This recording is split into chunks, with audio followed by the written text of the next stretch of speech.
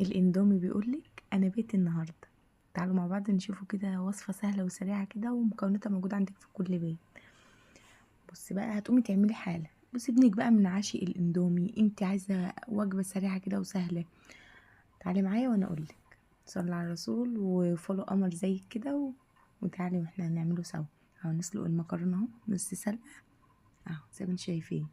هنجيب بقى عندي شوربه او مرقه زي ما انت بتقولي، او لو مفيش خالص عادي حطي ميه وانزلي بالمرقه الدجاج وهننزل بنص معلقه بهارات فراخ ونص معلقه 7 بهارات. ونقلب بقى كده وننزل بقى بالمكرونه زي ما انت شايفه. وسيبيها تغلي غلوتين 2 على النار او 3. انا عشان بحب فيها شوربه فسايبه فيها كده.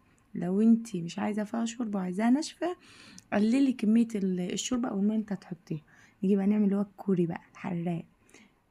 بعد سمنه، بعد زيت او سمنه عادي، وننزل عليها بطماطميه مبشوره او مضروبه في الخلاط مش صفيه. وننزل بقى مرقه دجاج، نص معلقه بهارات فراخ ونص معلقه بهارات لحمه، احنا هنعمل ميكس.